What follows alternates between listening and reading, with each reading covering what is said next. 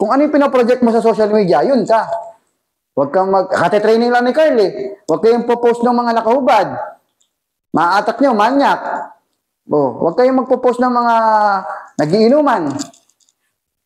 Huwag kayong magpo-post ng mga ganun. Huwag kayong magpo-post ng wala kang kwenta-kwenta.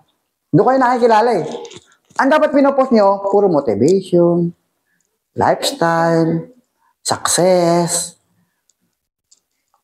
prosperity. Kukunin nyo yung mga motivation nila, John Maxwell, kaka-copy-paste nyo, ganun. Para pagka ini-stock ka, eto, mahusay ito. Mahusay ito, magaling ito. Pwede itong gawing upline. Hindi lang naman ito makukuha niyo pag ginawa niyo to. Alam niyo pag ginawa niyo to na ito target niyo, damay naman to eh. Kasi hinahanap din naman ito. Ang hinahanap din naman ng new blood yung mag-guide sa kanya eh. Dahil maganda pinapakita mo, kasama rin yan.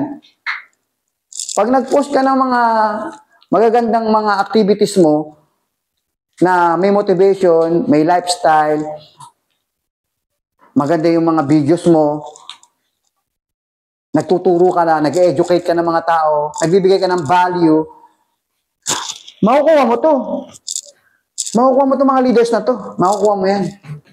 Bibilis ka. Ito ngayon ang market mo. Tanda mo, milyon yan. Ang dami mong market, milyon. Bawat isa dyan, ang katumbas, 1,000 mahigit, pataas, ang katumbas niyan. Kasi kaya mag-create niya ng team kahit wala ka. Ito, yung mga, hindi ko naman minamalit to, pero ito yung mga hindi networker. Ang kaya lang invite niyan, hanggang 5, marami na. Pamilya niya pa yan.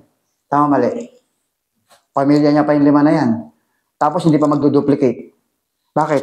Ba't siya, hindi siya marunong. Ano i-duplicate niya? Tuturuan pa to. Tama, mali. Tuturuan mo pa to para dumami ng dumami yung 5 niya. Mabagal yun. Pero, hindi mo tatanggalin yung mabagal. Kasama yung mabagal. Basta, habang tinitira mo yung mababagal, dapat, marami kang mabibilis. Marami ka na ito. Tingnan mo, OFW, hindi marunong mag-network, pero binibigyan nyo ng oras lahat, di ba? Maghapon, yun nakakausap nyo eh. Pero nakakalimutan nyo yung target nyo. Ito yung mabilis eh, pinakawalan nyo yung mabilis. Habang ayaw nyo kunin yung mabilis, ako kukuha. Ulitin ko, kung may natutunan. Paano mo makukuha tong mga leaders? Una, ano gagawin? I-attract. Paanong paraan? Paano may attract yung mga leaders? Sabi ko lang ha. Mag-project. Mag-project ka na leader. Mag-project ka na magaling. Paano mo gagawin yon? Gawa ng content. Gawa ka ng content. Araw-araw kang gumawa ng content. Ipakita mo na magaling ka. Ipakita mo na nagbibigay ka ng value. Nagte-train ka. Yung kinabi ko sa inyo kanina, yung video pinakita ko, 3 years ago. Wala pa akong resulta, pero nagtuturo ako, di ba? Meron nga nagsabi sa akin eh, magpayaman ko muna bago mo kami turuan. Masakit, hindi? Di ba sabihin ba naman sa akin, magpayaman ka muna bago mo kami turuan. Payamanin mo muna sarili mo. Wala akong pakialam doon. Hindi naman siya hinahanap ko eh. Hindi kita mate. Hindi naman siya kailangan ko eh. Bakit? Kaya nga, nag-ngaw-ngaw siya, nag-negative siya. Sa tingin mo, kailangan ko siya? No. Walang leaders na nega. So, ibig sabihin, hindi ko siya kailangan. Hindi siya ang hinahanap ko. Ba't ko papansinin? Hindi ko naman siya hinahanap. Gusto ko sabihin sa kanya, magsalita ka na magsalita dyan, hindi naman kita kailangan. Hindi naman kita hinahanap eh. Hindi naman ikaw market ko eh. Hindi naman ikaw purpose ko, kaya ako nagsasalita eh. Kasi yung mga leaders, yung mga marunong, naiintindihan ka. Ba't mo sinasabi yun? Naiintindihan ka nila. Yung hindi leaders, hindi ka naiintindihan. Kaya hindi mo yung negosyo. Ang problema sa iba, pinapansin. Tsaka kaya ka tumatagal. Pinapatulan nyo pa yung mga taong yun. Hindi naman sila hinahanap nyo. Hindi siya makakatulong sa negosyo mo. Hindi siya kailangan mo. Ba't mo papansinin? Mag-focus ka doon sa mga makakatulong sa negosyo mo. Mag-focus ka doon sa objective mo. Ang objective mo, hanapin to. Hindi patulan yung mga tao na hindi mo naman target. Hindi lang yung target mo eh. Ay, hindi mawawala yun. Huwag ka na mag-explain. Huwag mo na ipagtanggol yung sarili mo. Wala magagawa yun eh. Unang-una, dapat na nagsalita siya ng ganun, hindi siya to. Hindi mo siya kailangan. Okay, patol ng patol. Okay, ito lang. Focus ka dito. Mag-project, maggawa ng content para yung mga leaders ma-attract mo. Magbabase yung leader, base yan sa Facebook mo. Hindi magpa-background check yan sa pamilya mo. Sino kaya pamilya nitong hayop na to? Alamin ko nga kung anong background nito. Kung magsasaka ba to o addict ba to. Hindi yan magpa-background check doon. Titingnan lang nila yung mga posting mo. Pag nakita nila yung mga posting mo, ang gaganda, nagbibigay ka ng value, lalo na totoong tao ka, ma-attract mo yan. Tapos, wag nyo nang, sinabi ko nga kay Carl nakaraan eh, puro post niya, picture eh. Sabi ko, Carl, magbago ka na. Dagdagan mo na yan. Sabi ko sa kanya, wag mong tanggalin yung mga ginagawa mo. Dagdagan mo lang. Hindi ko sinabing tanggalin mo yan. Maganda yan, pero kulang. Ano? Gawa ka video, gawa ka content, mag-training ka. Oh, sinimulan niya training. Dumadami na followers niya. Kasama yan sa dapat maging habit mo. Mag-create ng maraming followers.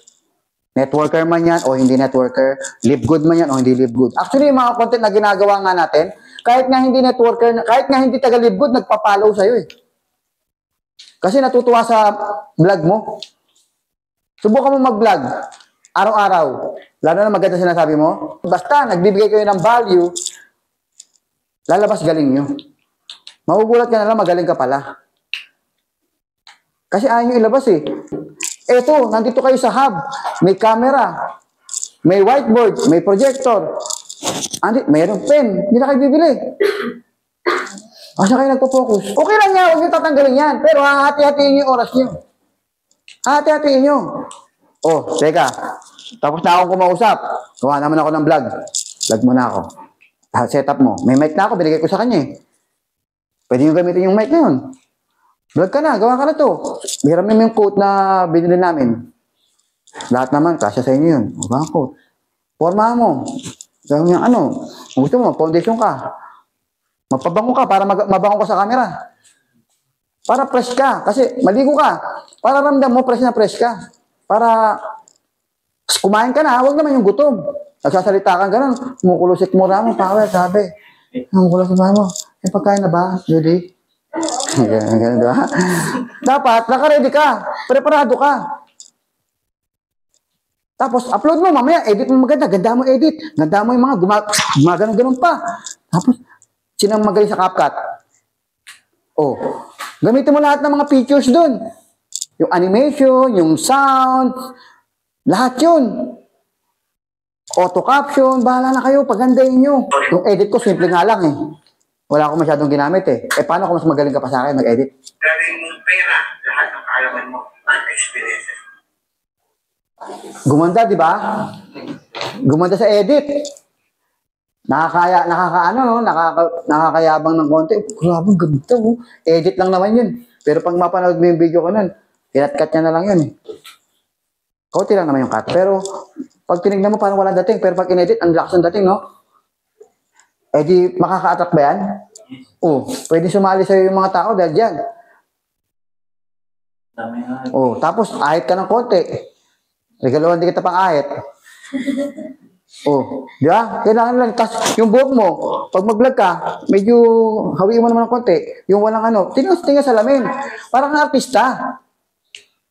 Hindi ko kasi kinakarir eh. Sayang, no? Ito market mo. Yung market nyo. Bibilis kayo dyan. Oh, gusto nyo mabilis? Sino gusto mabilis? May natutunan? Yes. Anong gagawin ngayon? Content creation. Ang problema kasi, ayaw niyang bigyan ng oras eh. Ayaw niyang bigyan ng oras. Panoorin niyo yung video na yon. Nagbayad ako dun para lang kay RTD. Nagbayad ako para lang matutunan ko yun. Hindi ko naman lahat naintindihan, pero more or less, nung kailangan ko lang. Nakuha ko ng konti. Konti lang. Pero mahalaga yung nilalaman, yung laman ng salita mo. Mahalaga yung content, hindi lang yung pag-edit, ha. Laman ang sinasabi mo, mamaya walang laman yan. Kaya dapat bigyan nyo ng laman yung sinasabi nyo. Pag nag-topic ka, make sure na may naintindihan yung tao at may napulot yung tao. Hindi basura lang. Kaya nga ako, nung nagsisimula ako sa MLM, nagpa-vlog ako, di ba sabi ko sa inyo, yung kanina gumawa ko ng script. Kasi hindi ko alam paano sasabihin. Ang ginawa ko, ginaya ko na lang yung saktong salita niya. Hindi ako magkakamali doon. Sakto yun eh. Magkakamali ba ako doon? Ginaya ko lang. Pag mali yung sinabi ko, mali rin yung mentor ko. Yung mentor ko nagsalita nun eh. Pumalakpak mga tao eh. Ibig sabihin, maganda. Di ginaya ko. Gayon ang ginawa ko.